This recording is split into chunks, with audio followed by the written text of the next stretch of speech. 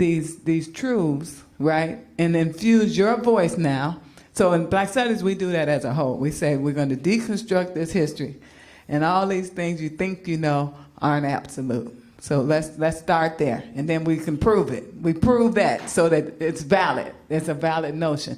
And then now let's find some facts that are consistent that we all can agree on, opposers and then those are the facts. That's the only thing that's real. The rest is contextualized based on who's telling the story. So now we get to infuse our part and make the story. So I teach people that you get to do that personally too. So the story, even the story about something that's real for you, you and your siblings could have gone through it together. Their account is different than yours. So here in my class, you get to be the authority. And it's what you say it is. That's what it is. You are who you say you are, and it really is. So I teach you to think critically. I teach people to think critically. I teach people to be unafraid to be free, and that is the beautiful thing. So the beautiful thing is to watch. You can literally see the transformation. Then people come back to me saying, I was showing my husband this, I was showing I was showing my son this, I was showing my boyfriend this, I was showing my mother this. Some of it, because I do all these different forms, because people learn in different ways. So I might post a video or post something else that's from pop culture that they can relate to, and then apply these old core concepts to this pop culture thing, and then they'll get it. And then they come back to me saying, or ask me, can they bring their boyfriend to class? Can I bring my so I'm like, sure. And so this is a real thing, to be loved in that way, to be the bearer of good news. Right? To carry this thing that's going to give you this freedom. Yeah. This is a beautiful thing, so I walk around, I'm very joyful, very happy. On the other hand, I have to fight you at the beginning to know that you could be free, because you've been so well trained to think you're supposed to be captive.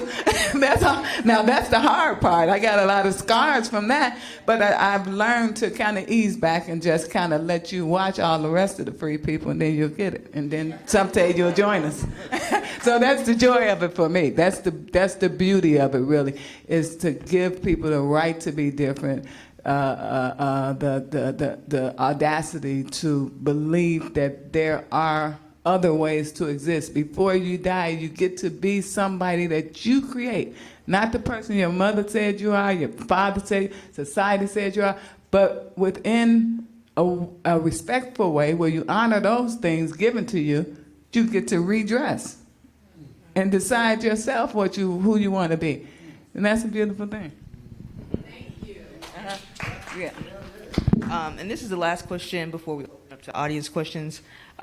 We see that student organizers can and do suffer from burnout, and for those who continue this work after graduation, how should future historical narratives in academic repositories represent these truths and the balance of joy and resistance in marginalized communities? You want me to go first? Sure. Okay. Jump in. Go down the line. So I would say, I think that we have to understand that we should move around. Not just that we have the right to move around, but that we should move around. Like for myself, I'm older now. I'm 55 years old, so I've been doing things. I shouldn't do. Sometimes if I get into a situation where it's kind of abrasive, where students are doing stuff, or if I see a young person like boldly disrespect an elder in a situation, sometimes I think the elder probably shouldn't be in that space. This is the truth. I mean, it's different. It's different cycles. You cycle through. It's like what you said. You saw somebody you knew in there. Dr. Watson used to be the president here, right? He was involved in that. I remember he told me this story, and it was hard for some faculty here to imagine him being that person, But there are cycles to life. There are cycles, right? And traumas gained from those things. And we have to be realistic about the trauma that we carry. And that might render us not as effective in certain forms of activism. We just we have to be honest with ourselves, and wherever it gets too prickly, we probably should move around, and we shouldn't feel bad about shifting. So I might do, and I tell my students all the time, because activists, I know they die early. They work hard and they're passionate and they fight, and then they die. They early, and it's very common, of my friends just die. So you have to have some place to release, some way that you release some reality about your super person. You're not superwoman or superman. So you have to be honest, and you have to pay attention to the signs, and then move around, do something else. Maybe you're gonna, like you said, maybe I'm gonna do a blog now. Maybe I need to take a moment and move back. Recently I was going through something. I didn't even feel stressed. It's just what I do. I'm trying to fight. And then I started breaking out in hives. Late at night, I'm itching to death. Like, what's wrong? I'm itching. I go to the doctor, get tests for everything. Did I get something? A disease? I have no disease or nothing. And my doctor tells me, oh, well, it seems like it's stress. I'm like, I don't get stressed. I'm cool. Like, I'm built for this. I don't get stressed. And that's what I think you can battle so much to battle becomes your nature, and you're not realizing the cellular issues that happen from that. So that's why I say pay attention to the signs. If you're not sleeping, if you're breaking out in hives, if you're getting headaches, if you're not communicating and laughing, then you should probably move around. And that's what I tell my students, move around. You don't have to say, you're not gonna save the world by yourself. And when you die, even your potential dies. So you have to move around so we can have you here longer. I don't know what it's going to morph into, but there are other ways to affect change, Yeah.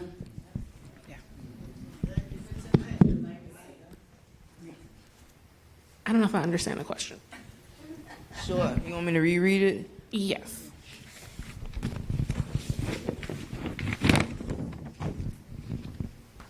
How should future historical narratives, how can we prevent students from getting burned out? How can we keep them encouraged to do this work? Okay.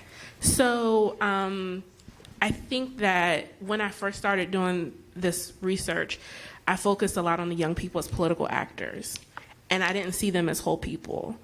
And then I would start, I think and that was like for my undergrad honors thesis, and then I went into a master's program, and I learned more about oral history as a method and like how do we get more expansive narratives.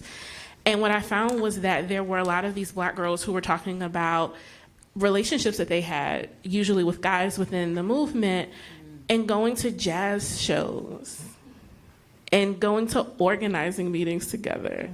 And meeting their mamas, and their mamas that have relationships, and so I think what I learned from that in terms of in thinking about burnout is that these kids lived whole lives, and they had access to mobility in a way that I was kind of surprised by. Like, they're 14, 15, 16, hanging out at music clubs, and their parents are cool with that. But that was the way in which they lived their full lives. And so I think that that's one way, but I think we also have to be honest about the constraints. What does it mean for you to have a bunch of student loan debt and you out here trying to date or have a family or enjoy life? And so I think thinking about other possibilities around community building, and that gets back to the community organizing as a tradition. And I think Paige talked about this earlier, having 4 people come up to her door. There's a way in which it's political, but I think it's also social. Getting back to having dinners or whatever the case may be, it's gonna look different. And so I think that is what that looks like. But being honest is saying people have multiple jobs. Yeah. Thank you. So I'm a person who believes very firmly in lanes and staying in mine. And so it is not my lane to attempt to tell student organizers how to best protect themselves in self-care. But my lane, I think, does relate to the way you first phrased the question about what do future historians and archivists need to think about in remembering these times in order to remember the fullness of folks' lives. And so I'll pivot to something that was said earlier about when our keynote was asked the question about her future archive, her documents, her collection. What's going to happen with your stuff? Do you have stuff? What will happen with this stuff? It's something I've been thinking about a lot lately, because I'm writing a book called Digital Black Feminism about folks who are doing Black feminist thought online right now, and what it means to do that, and how that is something different than what has happened before, and what that means for that purpose. And what I know to be true is that I have access to some beautiful, brilliant archives from some Black feminist thinkers in the early part of the 20th century who thought to preserve their things and were very mindful about what things they kept and who they gave those things to and under what conditions they would allow folks to have access to them.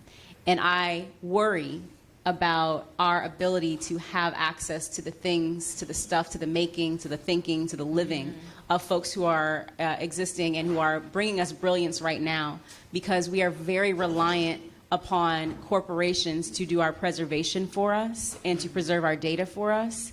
And so this is my lane, is to say right now, we as a collective of researchers, of community organizers, of thinkers, of archivists, need to be working together to put into the hands of people who are doing the work the tools to do their own preservation of their own things, so that they have the ability to tell us how they want them kept, that we have the ability to tell them what tools they have access to do that keeping, and that there is a relationship that is built that is not with institutions that they don't trust necessarily, but that we become trust agents in order to say, what does it look like for you to preserve? Here's what I'm going to want in 20 years. Here's what things you're producing. I want your DMs.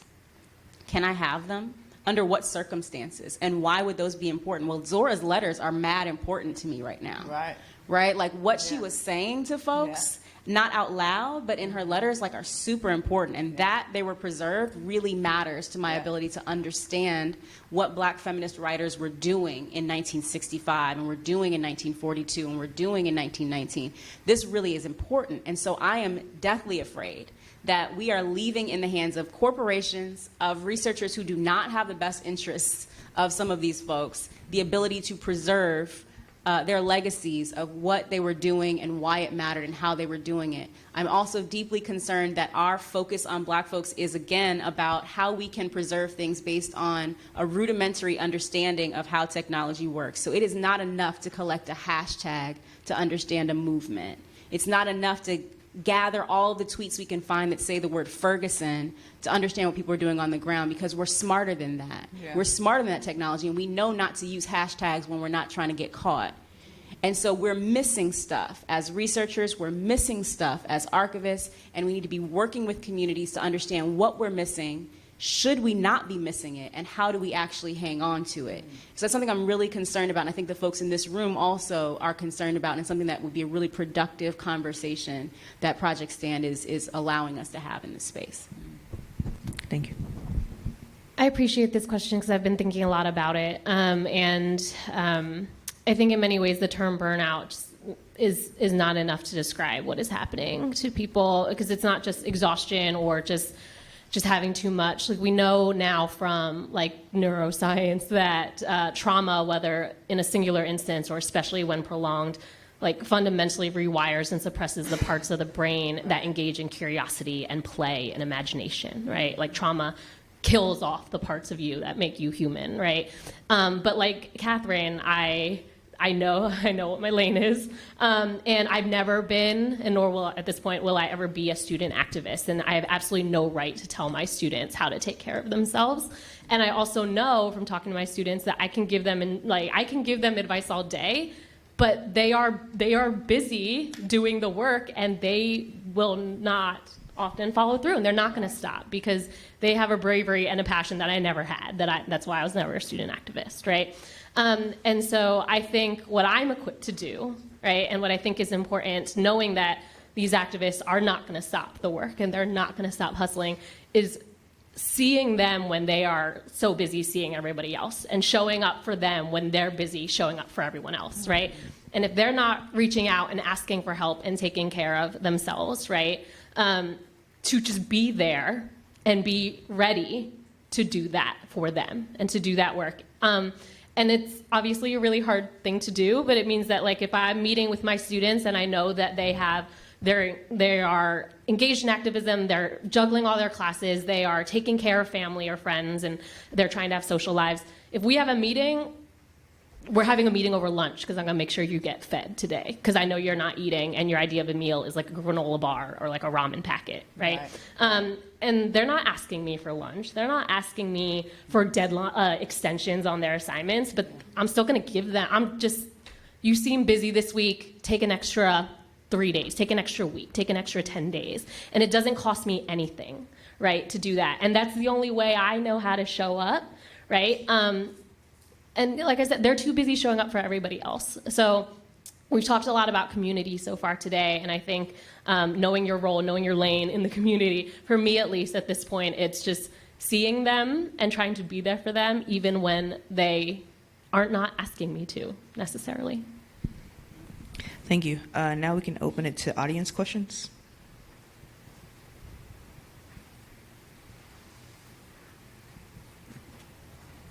I'll start. I just want to say thank you to all of you. And I just realized that my two wonderful colleagues from UND, this is my first time saying hi. I'm so sorry. Thank you so much. Thank you for all of you. I guess I'm still, and I'm like using this as seriously like y'all in the master class and just trying to get all the doing the lessons. I guess I really still want to try to figure out how to dig in or how I should approach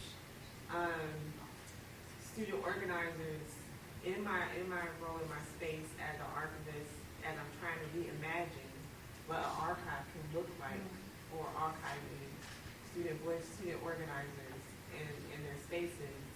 Because the archive does focus, as it currently sits, if institutions are even now joining the due diligence to do that work in the first place. But right now it does focus on the pain, and a lot, it does. And it's like, okay, you gotta have that intentionality and say, okay, well, what did you do to sustain yourself while you were doing that, while you've been doing this work? So I don't know, I guess I'm trying to figure out how do we start to really broach those conversations, or is it just as simple as just saying that if we're doing an oral history, or as we're asking them if they're going to donate records to the repository, do you have anything in here that talks about your everyday? I think there is an intentionality to it that I really appreciate that we tried to center in the work that we did with the African American Digital Humanities Program, which was to question why it's so hard for us to center pleasure and joy for Black folks in our work. Like it's difficult to do. Like there are whole African American studies departments at institutions that shall not be named whose entire research structure is about Black pain. Right. And it's troubling because I don't see that happening in any other area, right? Like it would be insane to study any other group of people based solely on that. Right. It doesn't mean we shouldn't be studying it, right? That there are things that are worthy of study, but in preserving the history of the institution, there's no other group for whom it would not occur to us that there is a fullness. You know what I mean? Just like as a collective, but it does for all of us, myself included, right? To make the intentional shift of saying like, why is it so weird for me to ask my Black students about their joy? Or why is it outside of the ordinary, outside of what's typical, to collect moments of joy on campus, of step shows, of potluck dinners, of the chicken cookout? Like, why isn't that natural for me to do? Why does it cost me so much internal stress? You know, like, because I think that's real, because we want to make sure that we don't forget the pain, right? We are so determined to make sure that it's not lost, that we have forgotten that for every other body that exists in these spaces, their wholeness gets seen. And so centering, this is what I was getting back to, that learning from Adhume was the act of intentionally centering Black folks, instead of seeing us as marginal, as different, as an obfuscation, as something that is outside of the ordinary of what we're doing, but instead of putting Black folks at the center of what we do, makes so much of that so much easier.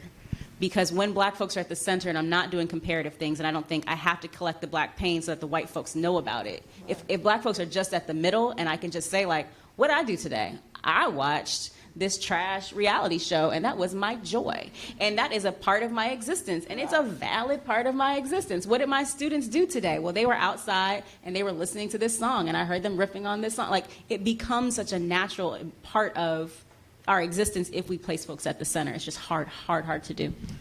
I think also if archivists kind of see themselves as storytellers as opposed to as like data collectors. You know what I'm saying? You're a storyteller. So, for instance, the archives here had once Reverend Wright is a good friend, like a second father to me, and I saw that they had his letters. Well, when you're reading the letters, it's so just hilarious to see his personality in the letters. So he then doesn't become this moment that he's Obama's pastor who said XYZ. We get to see his interaction, we hear his voice, we build a story in our imagination based on this collection of wholeness.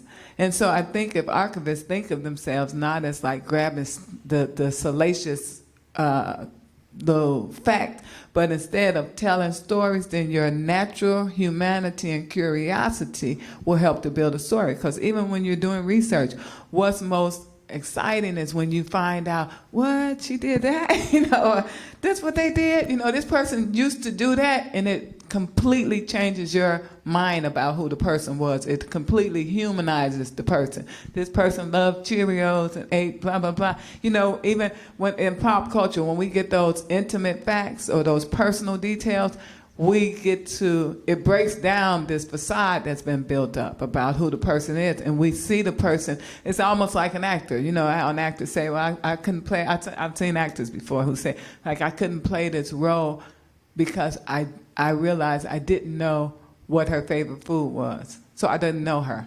I didn't relate to the person at all. When you're naturally curious and you can practice by having conversations with people, when you talk to people, oh, really? What they say will lead you to look for something else. If I'm just talking to you and we could be talking about this and I hear you say something else, then I'm curious, I wonder what made them study joy. You know, I know what you said, this and that. What moment in your life kind of triggered that for you? Or what made you even want to reclaim joy? What about it? You know, because there's something underneath that. This is me and my identity construction stuff. There's something underneath that you either wanted to get back to or wanted to discover. So I think that's that natural curiosity. And if you start telling yourself the truth about yourself, then it helps you be a better storyteller. You know, because when somebody says something or when you see a story, we understand it not just to be that fact, because you think about when your feelings were hurt, like when we're watching the documentary, when your feelings were hurt at that moment, what that meant for you. And that'll kind of help you to ask questions that might make people offer something that they didn't even think was important, that you can include in archives, that now becomes a central thing, you know? Like at first you're asking for letters, they might not have letters, but they might have a ticket to a play so-and-so went to, and mama told me a story about she met Zora Neale Hurston, you know, or something like that. Something we're not even thinking about, but that comes out in conversation. And this is the last thing I'm going to say. We're down at the Contemporary Art Museum. The guy, Kanye's friend, what's the guy name? Virgil. Have you seen the exhibit? So the exhibit is at the Contemporary Art Museum, and Virgil got all these little things. I'm like, that's important. You know, like, here's a piece of candy we had at such and such. But there's a story around this little item that now makes that item so human and so normal. And that's what Virgil did. Virgil put all these pictures in there. You got to go see it. He put these pictures in there. That's normal. And people, Chief Keef, who puts Chief Keef in the Contemporary Art Museum? Virgil did. On the big picture, you know, Chief Keef is a local neighborhood guy here, you know, who was kind of had a bad rep in popular media, but here Virgil is. Made them, normalized them, and put them in there. So I think when you're telling stories and you center it on the person whose story you're telling, you collect different things, and you'll tell the story fuller and in a way that is just captivating because it's that person's voice, you know?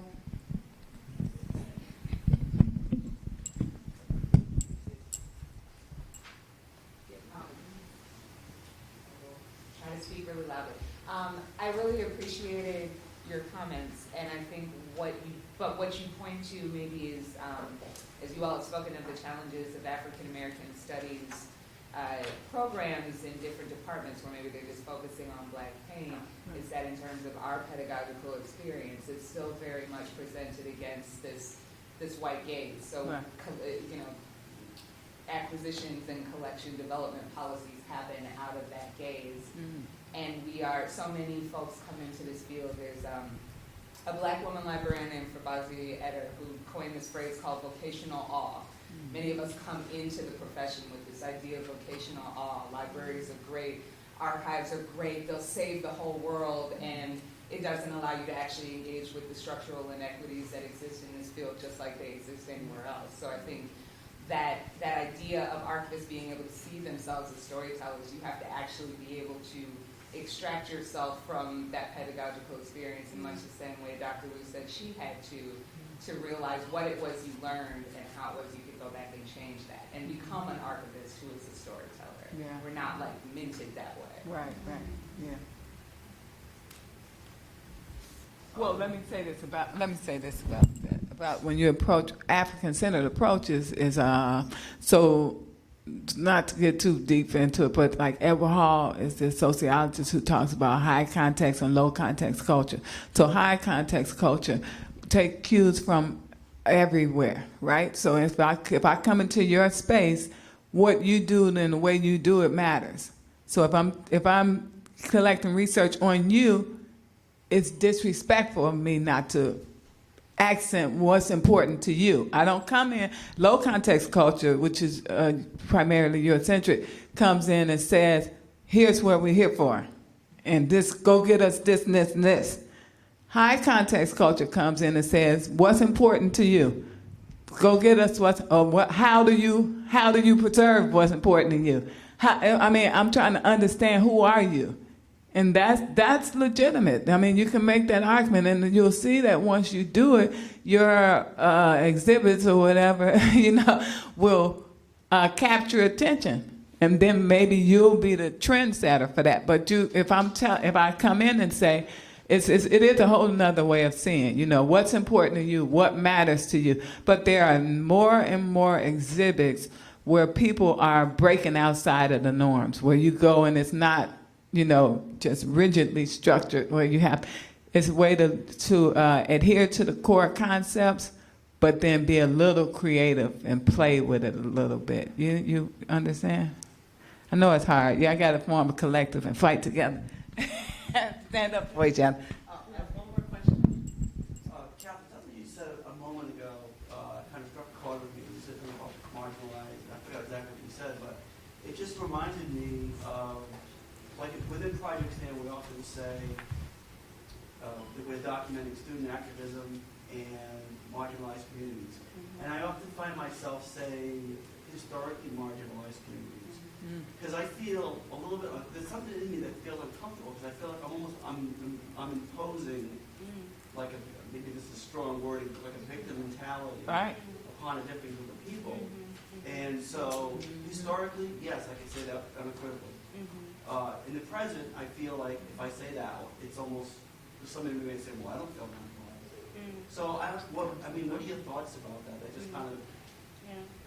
So my use and my understanding of the term marginalized is not about how I personally feel. And so I do approach the notion of what groups in society have historically and persistently not had access to resources and power in issues of economic power, social power, political power. And so that has very little to do with my personal life circumstance or with my personal feeling. And so I am a member of marginalized groups. Whether or not on a day-to-day I am aware of the impact that my membership in those groups has on my ability to have access to power. And so when I use the term, I'm using it in that way. I hear your point because I work with students who have pushed back not on just the term marginalized, but on the term black, right? I have students who are offended at the notion of being called black or offended. I worked in Colorado for a while and have this idea that is an offensive idea, that me being a part of a minoritized group or a marginalized group or a oppressed group, right? Don't call me that because that has something to do with my character or with my feeling or with my identity. And so I have the same response in those circumstances. We are all entitled to feel how we feel and to use our lens to understand our experience. That, for me, has very little to do with my fight against oppression, is folks' individual feelings about their life circumstance. I care about your feelings as a human, but I care more about the ability for us to collectively fight against institutionalized structures of power and oppression. And so I don't feel troubled in using that terminology, given that expression and giving that articulation, that definition. But I hear your point, and I think it's a well-taken point that the terms we use have meaning and carry value for folks, and we have to be very cautious constantly of how we're using them and how other folks are interpreting them. I'll say this very quickly. I mean, I think an example of this is that terms come to mean different things for different people. Yeah. The term intersectionality came up several times today, and I'm not sure if I can leave this without saying my piece on this. The term intersectionality, for folks who are not familiar, you should read Kimberly Crenshaw. I'm sure she gave a fantastic TED Talk, but her work on this is deep and profound. And not only her work, you should be reading Pat Hill Collins' work on the matrix of domination. You should be reading Audre Lorde's work. And so however folks are taking and choosing to use the term intersectionality now to mean what it does for their political ends, we should be understanding of what the legacy and the history is of Black women's fight for being understood for the intersecting oppressive identities that are state-constructive forces in their lives. Right. It's not about our identity politics or how we feel. Intersectionality is a term to point to institutionalized oppression. And so in the same way, when I use the term marginalized, I am not talking about your personal feelings of marginalization in a space, in a room, at a moment. I am talking about the institutionalized and societal structures that act oftentimes without your knowledge and sometimes act with your consent, because you can be a part of a marginalized community that is that is doing the work of keeping that marginalization intact. Okay, so that's kind of how I'm referring to marginalized in that same sense. But I take your point. I think it's a very good one about us being very intentional about the words we use and often maybe explaining them and not taking for granted that we're all using them in the same way. So I thank you for that. All right, we have one more quick question. Okay, so I know that we are sort of here to think about student activism specifically, but this question sort of relates to Jessica's question to you all about your own joy in the work that you do. And Professor Delaney, you mentioned sort of creating this safe space for student activists to see themselves. And I think the work that you all do creates that safe space for them as a model of being able to walk into a classroom or walk into a university and see someone doing work that cares about who you are as a person.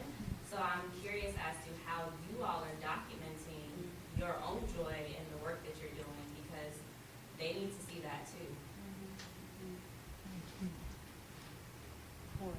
I am not yet documenting my work, but I should think about that now. Or how would you like for us to assist you in documenting that joy? I really appreciate this question because, like I said, I have not been thinking about it. I'm very intentional in how I interact with my students, how I write a syllabus, how I create a classroom space, how I set up my office. But I have not, up until this moment, thought about in any way documenting that. And now that you bring that up, I realize that's a huge problem, because I have had students articulate the same sentiment that you just articulated, that whether it's Black students who are like, I've never taken a college class where the content was about me and my life, right? Or I actually now, so I'm Vietnamese, my parents are Vietnamese refugees, and I now have been working a lot in my new program with students who are also of Asian descent, and they have never had an Asian professor before. And they are very confused about my presence in that space, right? And they're delighted, but they're very confused, right? And they've expressed that to me, and still none of those experiences have prompted me to think about, oh, I should actually be thinking more self-reflexively about how I'm engaging in this practice. But I do see like my role as both a scholar and teacher, particularly in the spaces that I inhabit, to teach and train others to replace me so that I am no longer necessary and that they will step into. And so now with your question, I'm realizing that in order to be able to fulfill that goal, I do need to be documenting what I'm doing, because it is not just a natural thing that happens. It's not just like, oh, that's the kind of teacher you are. It's been very mindful. It's been very intentional. It's been my response to being in hostile classrooms or having to deal with professors who did not respect me as a human or see me for my humanity. And so if I'm ever going to be able to train or teach or support anyone in replacing me, I should probably share some of that process. I'll say a quick note, just that I think that we should be intentional, folks who are working toward tenure or promotion, in documenting it in those spaces, even if that's not what gets you the tenure or the promotion.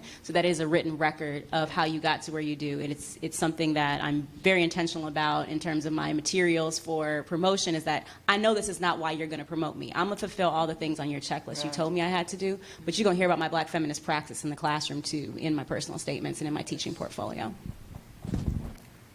Okay, one last question, then this is it. That's it. My question is, how useful will Black studies be towards Black reparations for African